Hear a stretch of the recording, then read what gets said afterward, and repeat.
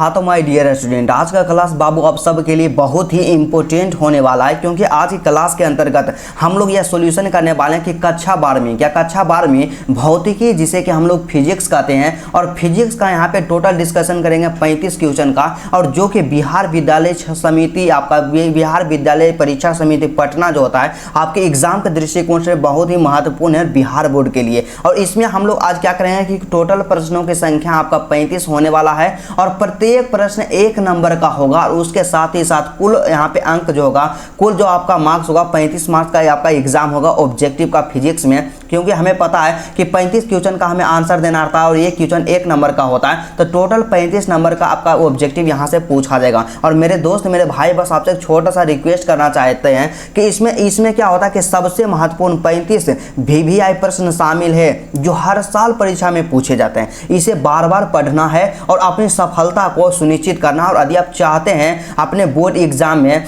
Physics में 35 में से 35 ऑब्जेक्टिव सही करना, तो इस वीडियो को शुरू से लेकर के अंत तक देखिएगा। आपको एग्जाम में बाबू दिक्कत नहीं होगा, 100% गारंटी है कि आपका जो एग्जाम होगा ना बिहार बोर्ड का, यही से क्वेश्चन रहेगा। काफी मोस्ट इंपोर्टेंट क्वेश्चन है और इसका PDF भी आपको फ्री ऑफ कॉस्ट मिलेगा। तो चलिए आज का क्लास बिना टाइम का इन्वेस्ट किए मेरे दोस्त स्टार्ट करते हैं। बस आपसे एक छोटा सा रिक्वेस्ट है बाबू, यदि आप मेरे चैनल पर नए हैं तो सबसे पहले क्या कीजिएगा, चैनल को सब्सक्राइब जरूर कर लीजिएगा, क्योंकि आपके एग्जाम के दृष्टिकोण से इतना ज्यादा महत्वपूर्ण प्रश्न लाए हैं कि इसके बारे हम जितना बताएंगे उतना कम पड़ जाएगा। तो थोड़ा सा बस आपसे यही विनती करना चाहेंगे कि यदि अपने एग्जाम को लेकर के आप सीरियस हैं, यदि आप चाहते हैं कि बोर्ड एग्जाम में आपका एक बेहतर परसेंटेज आ जाए, तो आप लोग मेहनत करना स्टार्ट कर दीजिए और जितना ऑब्जेक्टिव बताते हैं उस पर ध्यान देना स्टार्ट कर दीजिए। तो सबसे पहला प्रश्न जो हमारे पास दिया गया काफी मोस्ट इंपोर्टेंट है, 1 नंबर का प्रश्न क्या कहता है बाबू कि निम्नलिखित में से किसका मात्रक वोल्ट मीटर होता है। काफी मोस्ट इंपोर्टेंट है जी। तो आपको नहीं पता है कि वोल्ट मीटर जो होता है, यहाँ पे वोल्ट मीटर का मतलब क्या होता है, इस तरह से वोल्ट मीटर। तो वोल्ट मीटर किसका मात्रक होता है, विद्युत क्षेत्र का मात्रक होता है। Option number C is the correct answer. एक चीज और याद रखिएगा कि यदि ऑप्शन में विद्युत क्षेत्र ना दे करके विद्युत तीव्रता दे दे, क्या दे दे, विद्युत तीव्रता दे दे, तो विद्युत क्षेत्र और विद्युत तीव्रता दोनों का जो होता है मात्रक होता है वोल्ट मीटर होता है। तो option number C is the correct answer, right. उसके बाद दूसरा क्वेश्चन जो हमारे पास दिया गया है मेरे डियर स्टूडेंट, काफी मोस्ट इंपोर्टेंट क्वेश्चन क्या कहता है कि निम्नलिखित में से धारिता का मात्रक कौन सा होता है। काफी मोस्ट इंपोर्टेंट है और आप लोग हमेशा कंफ्यूज कर जाइएगा। तो आपको बताना है कि धारिता का मात्रक कौन सा होता है। काफी मोस्ट इंपोर्टेंट, आपको नहीं पता है जी कि धारिता का जो मात्रक होता है ना फैराडे होता है। क्या होता है, फैराडे होता है। और फैराडे बराबर में क्या होता है, कूलॉम प्रति वोल्ट होता है। क्या कूलॉम प्रति वोल्ट होता है। तो यहाँ पे ऑप्शन नंबर जो आपका डी होगा बाबू बिल्कुल सही आंसर हो जाएगा। यहाँ पे कूलॉम प्रति वोल्ट जो होता है धारिता का मात्रक होता है। कभी भी इसमें गलती नहीं कीजिएगा, एग्जाम में आपसे यही पूछा जाएगा, ठीक है। उसके बाद अगला जो क्वेश्चन हमारे पास दिया गया काफी मोस्ट इंपोर्टेंट है।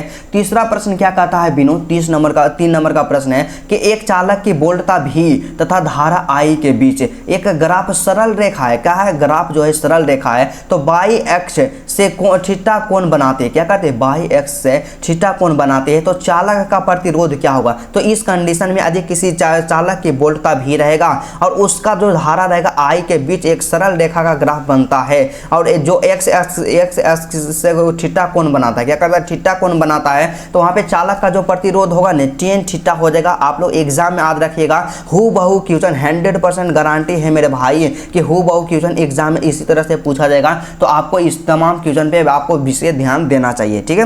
उसके बाद अगला जो चौथा प्रश्न हमारे पास दिया गया कि एक परिनालिका का स्वप्रेरकत्व निर्भर करता है। मोस्ट VVI मल्टी VVI आपके एग्जाम के दृष्टिकोण से इसको स्टार मार्क कर दीजिएगा जितना स्टार लगाना चाहते हैं। तो देखिए परिनालिका का स्वप्रेरकत्व जो होता है निर्भर करता है इसके माध्यमों से बहने वाली धारा पे निर्भर नहीं करेगा, बिल्कुल गलत हो जाएगा, ठीक है। उसके बाद दूसरा क्या कहता है कि प्रति इकाई लंबाई में फेरों की संख्या पे, देखिए इस पर भी निर्भर करता है।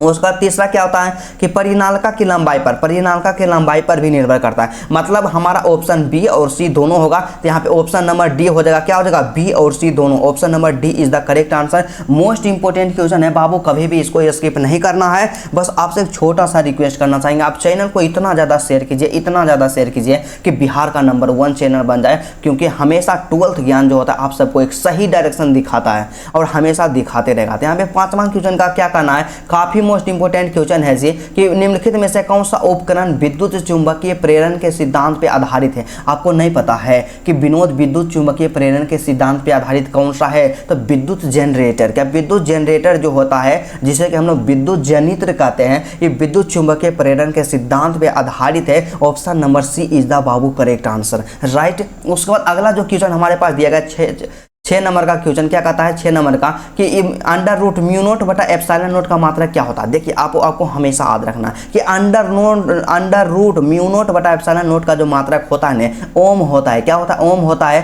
तो option number B is the correct answer 100%। आपको हम बताएं ना जी कि 12th ज्ञान आपका यूट्यूब चैनल एक ऐसा यूट्यूब चैनल है जो आपको 100% का यहाँ पे करेक्ट इन्फॉर्मेशन देता है। और हमेशा हम यहाँ पे ट्रूथ के लिए, हमेशा हम सत्य के लिए जाने जाते हैं। और इसमें जो भी आंसर बताया जाता है आपको जेन्युइन आंसर बताया जाता है। तो आपको कभी भी डाउट नहीं करना है मेरे भाई, और जितना बताते हैं उतना कंप्लीट से करते जाइए, एग्जाम में आपको दिक्कत नहीं होगा, ठीक है। तो 7 नंबर का प्रश्न क्या कहता है कि उत्तल दर्पण से प्रतिबिंब सदैव बनता है। देखिए उत्तल दर्पण के द्वारा जो प्रतिबिंब बनता है दर्पण के पीछे बनता है। क्या बनता है, दर्पण के पीछे बनता है और ध्रुव तथा फोकस के बीच में बनता है। तो ऑप्शन नंबर जो आपका सी होगा बाबू बिल्कुल सही आंसर हो जाएगा कि दर्पण के पीछे ध्रुव तथा फोकस के बीच। ऑप्शन नंबर जो आपका सी होगा बाबू बिल्कुल सही आंसर हो जाएगा, ऑप्शन नंबर सी, राइट। उसके बाद अगला जो 8 नंबर का क्वेश्चन क्या कहता है, 8 नंबर का क्वेश्चन दिया गया है ना गोपाल, यहाँ पे क्या करा कि ध्रुवित प्रकाश में कंपन तल एवं ध्रुवन तल के बीच कौन होता है। आपको नहीं पता है जी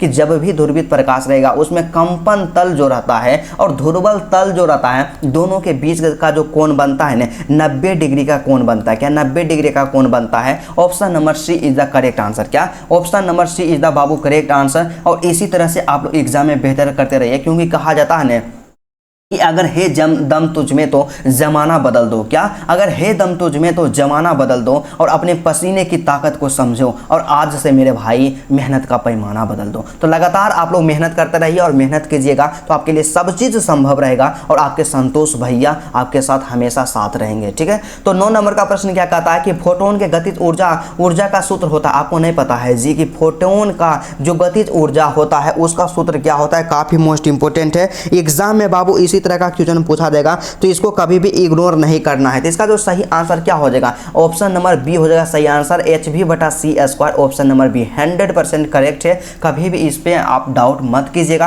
क्योंकि आप 12th ज्ञान यूट्यूब चैनल से पढ़ रहे हैं। 12th ज्ञान यूट्यूब चैनल बिहार का सबसे विश्वसनीय चैनल है, ठीक है। तो 10 नंबर का प्रश्न क्या कहता है कि n प्रकार के अर्धचालकों में अल्पसंख्यक आवेश वाहक होते हैं। देखिए n प्रकार के जो अर्धचालक होते हैं ना उसमें अल्पसंख्यक आवेश का जो वाहक होते हैं, जो उसको मतलब बहाते हैं, क्या होते हैं, होल होते हैं। क्या होल होते हैं, जिसे कि हम लोग छिद्र भी कह सकते हैं। तो एग्जाम में ऑप्शन आए होल या छिद्र, तो दोनों में से दोनों सही होगा, आपका एक भी गलत नहीं होगा, ठीक है। उसके बाद अगला जो क्वेश्चन दिया गया मेरे भाई मेरे दोस्त, यहाँ पे 11 नंबर का क्वेश्चन क्या कहता है विनोद जी कि फाइबर ऑप्टिकल संचार में क्या फाइबर ऑप्टिकल जो संचार होता है उसमें किस प्रकार के तरंगों का उपयोग किया जाता है। तो देखिए फाइबर ऑप्टिकल संचार जो होता है हमेशा आप याद रखिएगा उसमें विद्युत चुंबकीय तरंगों का उपयोग किया जाता है। किसका उपयोग किया जाता है, विद्युत चुंबकीय तरंगों का उपयोग किया जाता है। तो यहाँ से ऑप्शन नंबर जो बी होगा बाबू आपका सही आंसर हो जाएगा। कभी भी इस पे डाउट मत करना है, बार बार आपसे रिक्वेस्ट करते हैं एक बड़ा भाई होने के नाते, ठीक है। उसके बाद यहाँ पे 12 नंबर का क्वेश्चन क्या कहता है कि विद्युत चुंबकीय तरंगों की प्रकृति होती है। आपको नहीं पता है जी कि विद्युत चुंबकीय तरंगों की प्रकृति कैसी होती है, काफ़ी मोस्ट इंपोर्टेंट है। आप लोग कॉमेंट देखिए नहीं करते हैं। तो विद्युत चुंबकीय तरंगों की जो प्रकृति होती है ना अनुप्रस्थ होती है। क्या होती है, अनुप्रस्थ होती है, काफ़ी मोस्ट इंपोर्टेंट है। एग्जाम में बाबू पूछा जाएगा 100%। आप लोग स्टार मार्क कर दीजिएगा। जितना क्वेश्चन बता रहे हैं सभी का सभी इंपॉर्टेंट है, एक भी क्वेश्चन को आप नज़रअंदाज नहीं कर सकते हैं। और यदि आप बेहतर करना चाहते हैं, क्योंकि कहा जाता है ना मेरे दोस्त कि जब आंखों में अरमान लिया मंजिल को अपना मान लिया है, मुश्किल क्या आसान किया, जब ठान लिया तो ठान लिया, बस यही होता है, ठीक है। उसके बाद अगला जो 13 नंबर का प्रश्न क्या कहता है कि इनमें से कौन विद्युत क्षेत्र में विक्षेपित होता है। आपको नहीं पता है कि विद्युत क्षेत्र में जो विक्षेपित होता है कैथोड किरणें होती है। क्या कैथोड किरणें होती है। Option number D is the correct answer. और वही बात कर लेते हैं मेरे भाई प्रश्न संख्या जो हमारे पास 14 दिया गया है। तो प्रश्न संख्या 14 का क्या कहना है कि विद्युत चुंबकीय तरंग के संचरण की दिशा होती है। आपको नहीं पता है कि विद्युत चुंबकीय तरंग के जो संचरण की दिशा होती है विद्युत क्षेत्र और चुंबकीय क्षेत्र के समानांतर होती है। यहाँ पे ऑप्शन नंबर जो आपका डी होगा बिल्कुल सही आंसर हो जाएगा कि ई वेक्टर गुने बी वेक्टर के समानांतर। क्या ई वेक्टर गुने बी वेक्टर के समानांतर? Option number D is the correct answer. और वही बात कर लेते हैं नेक्स्ट क्वेश्चन के बारे में मेरे प्रिय दोस्त। यहाँ पे क्या होगा इसका सही आंसर कि बीटा किरणें विक्षेपित होती है। आपको नहीं पता है जी कि बीटा किरणें जो विक्षेपित होती है ने यहाँ पे क्या होता है, यहाँ पे सीधा सा विद्युत क्षेत्र में भी विक्षेपित होती है और चुंबकीय क्षेत्र में विक्षेपित होती है। तो ऑप्शन नंबर जो डी आपका दिया गया कि विद्युत क्षेत्र तथा चुंबकीय क्षेत्र दोनों में विक्षेपित होती है। Option number D is the correct answer. Option number D इसका सही आंसर हो जाएगा। इसी तरह से आप गर्दा उड़ाते रहिए और 12th ज्ञान जो आपका चैनल है इसको ज्यादा ज्यादा आप लोग सपोर्ट करने का प्रयास कीजिए। चैनल पे नए हैं तो चैनल को सब्सक्राइब कीजिए। वीडियो अच्छा लगता है तो मेरे भाई वीडियो को भी लाइक दिल से कर दीजिएगा। तो 16 नंबर का प्रश्न क्या कहता है गोपाल कि समतल दर्पण की वक्रता त्रिज्या क्या होती है? आपको नहीं पता है कि नहीं पता है तो क्या कीजिए याद कर लीजिएगा कि जब भी समतल दर्पण आपसे पूछ दे और समतल दर्पण के वक्रता त्रिज्या पूछे तो इसका जो वक्रता त्रिज्या होती है ना दोस्त अनंत होती है। क्या अनंत होती है? ऑप्शन नंबर जो आपका ए होगा बिल्कुल सही आंसर हो जाएगा। बहुत ही खतरनाक क्वेश्चन है, ठीक है। उसके बाद 17 नंबर का प्रश्न क्या कहता है विनोद 17 नंबर का कि निम्नलिखित में से किसका अपवर्तनांक सबसे अधिक होगा? आपको नहीं पता है जी कि हीरा का जो अपवर्तनांक होता है सबसे अधिक होता है। तो चलिए हम लोग ऑप्शन को देख लेते हैं क्योंकि विदाउट ऑप्शन हम लोग कैसे सही कर सकते हैं। एग्जाम में तो हमारे पास ऑप्शन ही रहेगा। तो ऑप्शन हमारा क्या हो जाएगा? ऑप्शन नंबर डी में है हीरा। तो हीरा का यहाँ पे option number D is the correct answer हो जाएगा, राइट। उसके बाद अगला जो हमारे पास क्वेश्चन दिया गया है मेरे भाई 18 नंबर का प्रश्न। तो 18वां क्वेश्चन का क्या कहना है? सीधा सा सिंपल सा है गोलू कि इलेक्ट्रॉन वोल्ट द्वारा मापा जाता है। अब बताइए कितना आसान क्वेश्चन पूछा है कि इलेक्ट्रॉन वोल्ट द्वारा किसको मापा जाता है? तो इलेक्ट्रॉन वोल्ट के द्वारा आप लोग याद रखिएगा ऊर्जा को मापा जाता है। तो ऑप्शन नंबर आपका जो डी होगा बिल्कुल सही आंसर होगा कि इलेक्ट्रॉन वोल्ट के द्वारा किसको मापा जाता है? ऊर्जा को मापा जाता है। उसके बाद 19 नंबर का प्रश्न हमसे क्या कह रहा है? 19 नंबर का प्रश्न कि रेडियो एक्टिव परमाणु के लिए कौन सा संबंध सही है? आपको नहीं पता है कि रेडियो एक्टिव परमाणु जो होता है उसके लिए कौन सा संबंध सही होता है कि औसत आयु उसका जो अर्ध आयु होता है क्या होता है? उसका जो अर्ध आयु होता है 0.6931 गुने औसत आयु के बराबर होता है। इस चीज को याद रखिएगा बाबू, एग्जाम में कई बार मल्टीपल टाइम पूछ लिया गया। तो ये जो क्वेश्चन है ना इसमें आप जितना स्टार मार्क लगाना चाहते हैं उतना स्टार कर दीजिएगा। आपके एग्जाम के दृष्टिकोण से महत्वपूर्ण ही नहीं ब्रदर जी, अत्यंत महत्वपूर्ण है, ठीक है। उसके बाद अगला जो यहाँ पे 20 नंबर का क्वेश्चन दिया गया बाबू, 20वां क्वेश्चन का क्या कहना है जी? 20 नंबर का क्वेश्चन कहता है ना छोटू कि वायु के लिए परावैद्युत सामर्थ्य होता है। तो आपको पता होना चाहिए कि वायु के लिए परावैद्युत सामर्थ्य जो होता है 3 गुने 10 के पावर 6 वोल्ट प्रति मीटर। क्या वोल्ट प्रति मीटर होता है? और वोल्ट प्रति मीटर को वोल्ट मीटर इनवर्स भी लिख सकते हैं। तो ऑप्शन नंबर यहाँ से जो आपका ये होगा बिल्कुल सही आंसर हो जाएगा कि 3 गुने 10 के पावर 6 वोल्ट मीटर इनवर्स, इसका मतलब वोल्ट प्रति मीटर, ठीक है। उसके बाद अगला जो क्वेश्चन 21 नंबर का दिया गया है मैक्सिमम टाइम एग्जाम में पूछा हुआ है। क्वेश्चन क्या कहता है कि सौर ऊर्जा का स्रोत क्या होता है? आपको नहीं पता, आप लोग जानते हैं मैं दिए थे तो बिल्कुल गलत हो गया था। तो इसका जो यहाँ पे सही आंसर क्या हो जाएगा? न्यूक्लियन संलयन ही हो जाएगा। तो ऑप्शन नंबर जो आपका बी होगा बिल्कुल सही आंसर हो जाएगा। एग्जाम में आप गर्दा उड़ा दीजिएगा, एक भी क्वेश्चन आपसे नहीं छूटेगा, ठीक है। अब देखिए अब मजा आएगा, ऐसा ट्रिक बताएंगे ना जी रामबाण ट्रिक होगा। और एग्जाम में एक भी क्वेश्चन छूट जाए ना तो मेरा नाम चेंज कर दीजिएगा। तो 22 नंबर का क्वेश्चन क्या कहता है कि दशमिक संख्या 25 को द्विधारी संख्या में बदलना है। देखिए जब भी आपको कहा जाए कि दशमिक संख्या से आपको द्विधारी संख्या में बदलने के लिए बोला जाए तो देखिए यहाँ पे 25 दे दिया ना, एग्जाम में कभी कभी जानते हैं क्या करेगा 25 दे करके अब बोल देगा यहाँ पे 10 दे देगा। तो इसका भी मतलब क्या हुआ कि दशमिक संख्या को द्विधारी संख्या में बदलना है। तो मतलब इससे भयभीत नहीं होना, ये जो सूचित कर रहा है ना कि दशमिक संख्या है तो दशमिक संख्या से द्विधारी संख्या में बदलने का ऐसा रामबाण आपको ट्रिक बता देते हैं ना कि जीवन में आप लोग भूल करके भी नहीं भूल पाइएगा। तो भाई ट्रिक क्या होता है? सबसे पहले देखिए कितना दिया गया है ब्रदर जी, यहाँ पे 25 दिया गया है। तो आप आंख मूंद करके यहाँ पे 25 लिख दीजिए, एक ऐसे इस तरह से पाई खास दीजिए, इस तरह से पाई खास दीजिए, ठीक है। उसके बाद इसमें क्या कीजिए कि 2 से भाग देते जाइए, क्या कीजिए 2 से भाग देते जाइए और एग्जाम में आपको दिक्कत नहीं।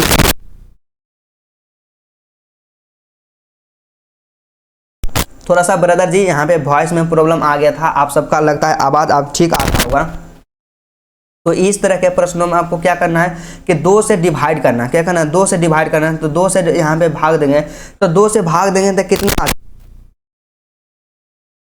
तो 2 से भाग देंगे ना तो कितना, जितना बार में कटेगा तो यहाँ पे 25 है, तो 25 में 2 से भाग देंगे कितना बार से लगेगा, तो लगेगा यहाँ पे 12 दूना 24 होता है। यहाँ पे शेष कितना बच जाएगा, जितना शेष बचे उतना लिख देना, एक शेष बचेगा यहाँ पे लिख दिए।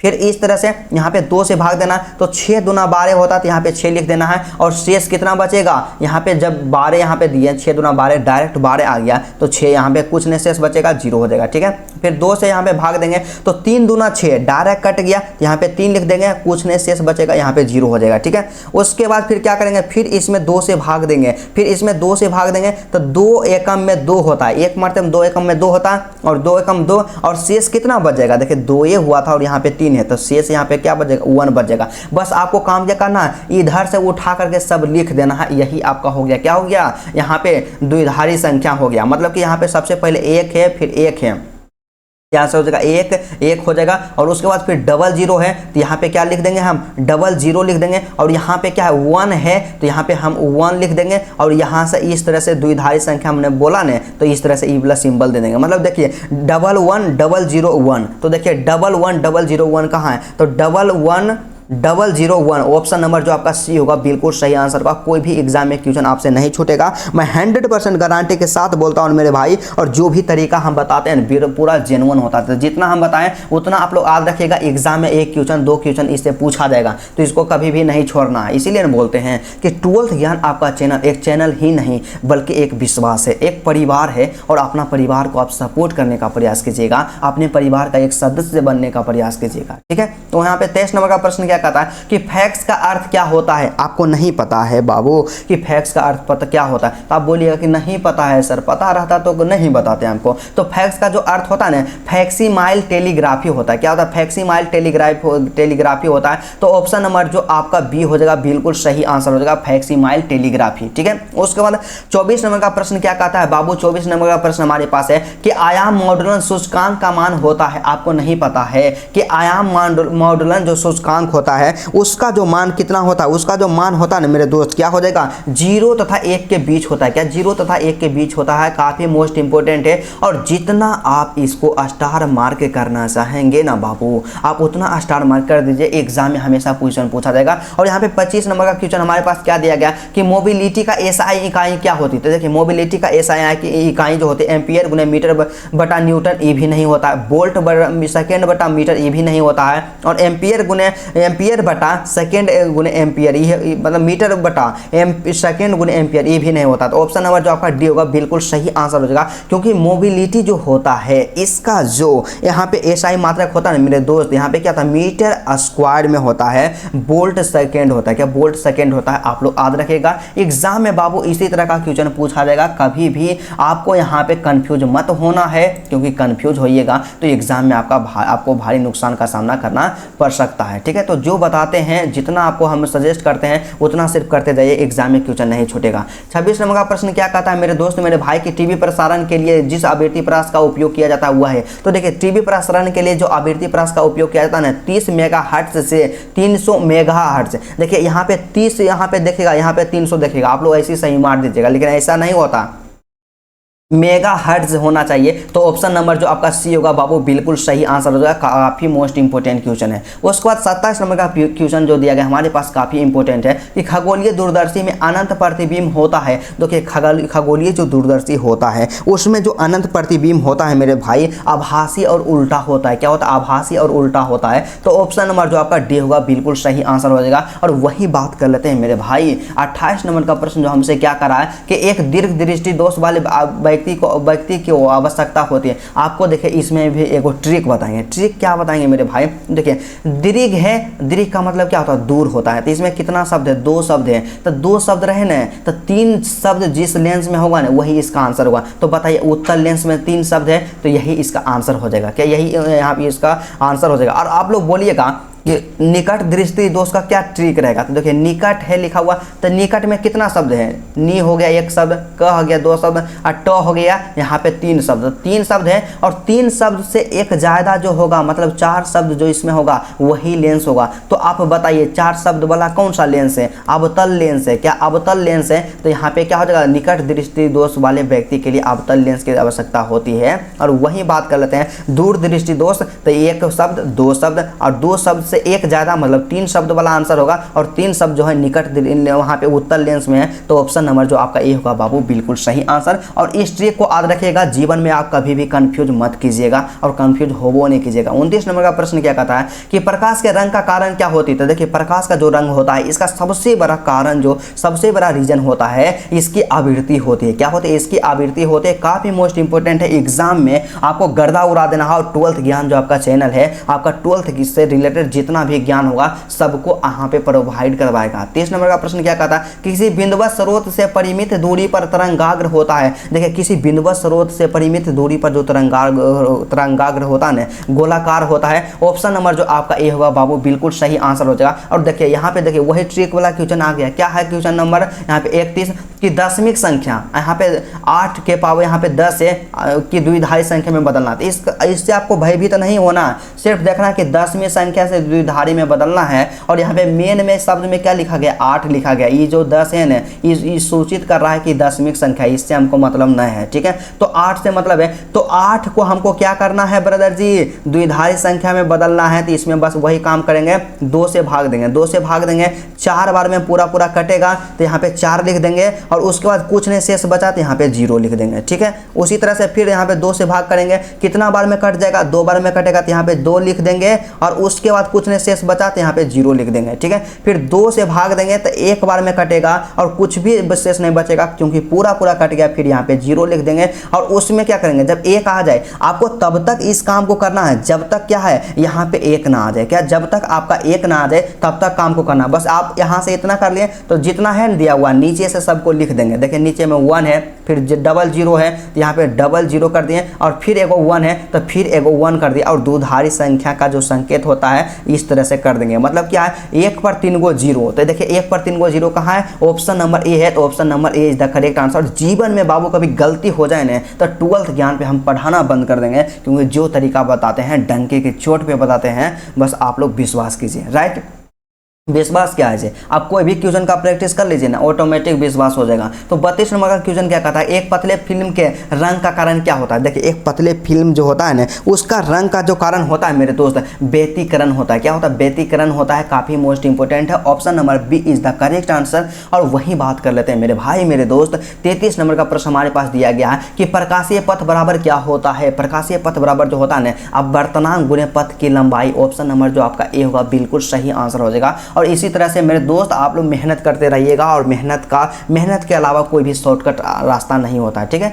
तो 34 नंबर का प्रश्न क्या कहता है कि जिस घटना से प्रकाश तरंगों की आवृत्ति निर्विवाद रूप से अनुप्रस्थ सिद्ध होती है वह घटना क्या कहलाती है। वह घटना क्या कहलाते हैं, तो वह जो घटना कहलाते हैं ना मेरे दोस्त, ध्रुवन कहलाते हैं। क्या कहलाते हैं, ध्रुवन कहलाते हैं। काफी मोस्ट इंपोर्टेंट क्वेश्चन है। तो ऑप्शन नंबर जो इसका सी होगा बिल्कुल सही आंसर हो जाएगा। और एग्जाम के दृष्टिकोण से आप 10 स्टार कर दीजिएगा, आप मोस्ट इंपोर्टेंट है, ठीक है। उसके बाद अगला जो क्वेश्चन दिया गया और सबसे अंतिम प्रश्न हमारे पास दिया 35 नंबर का कि पूर्ण तरंग दृष्टिकारी में उपयोग किया जाता है। देखिए पूर्ण तरंग दृष्टिकारी में जो डायोड उपयोग किया जाता है, लेकिन कितना डायोड उपयोग किया जाता है, तो पूर्ण तरंग दृष्टिकारी में 2 डायोड का उपयोग किया जाता है। तो ऑप्शन नंबर जो आपका ये होगा बिल्कुल सही आंसर हो जाएगा कि पूर्ण तरंग डायोड में यहाँ पे 2 तरंगों का इस्तेमाल किया जाता है। तो मेरे भाई मेरे दोस्त आप लोग क्या करें, जितना हम आपको बताएं ना कि आपका 35 क्वेश्चन जो रहेगा, 35 क्वेश्चन का सोल्यूशन डिटेल पूर्वक आपको करवा दिया गया। और ये क्वेश्चन इतना ज़्यादा इंपॉर्टेंट है ना कि इसके बारे में जितना बोला जाए उतना कम पड़ेगा। और आपसे एक चीज़ और रिक्वेस्ट करना चाहेंगे कि यदि आप इसका PDF लेना चाहते हैं तो ग्रुप में ज्वाइन होकर के PDF ले लीजिएगा, आपको बिल्कुल फ्री ऑफ कॉस्ट PDF मिलेगा। और मेरे दोस्त मेरे भाई, क्योंकि आपको पता होना चाहिए कि 12th ज्ञान जो आपका चैनल है ना, हमेशा आप सबको सही डायरेक्शन दिखाता है। और डेली आप लोग मेरा क्लास को जरूर आप लोग देखते रहिएगा। एग्जाम जो होगा ना, इसमें फिजिक्स में आपको 35 में से 35 अंक लाने से कोई नहीं रोकेगा। और यहाँ पे संतोष जो भैया है आपका 100% यहाँ पे गारंटी है 100%। यदि आपको वीडियो अच्छा लगा तो वीडियो को दिल से लाइक कर दीजिएगा। मेरे चैनल पे नए हैं तो बाबू चैनल को सब्सक्राइब कर लीजिएगा। और 12th ज्ञान चैनल को इतना ज़्यादा शेयर कीजिएगा ना कि बिहार बोर्ड के हर एक यहाँ पे स्टूडेंट के ग्रुप में या स्टूडेंट के मोबाइल में यहाँ पे होना चाहिए। तो चलिए आज का क्लास यहीं तक रहता है, फिर आपसे मिलते हैं नेक्स्ट वीडियो में नेक्स्ट टॉपिक के साथ। तब तक के लिए जय हिंद।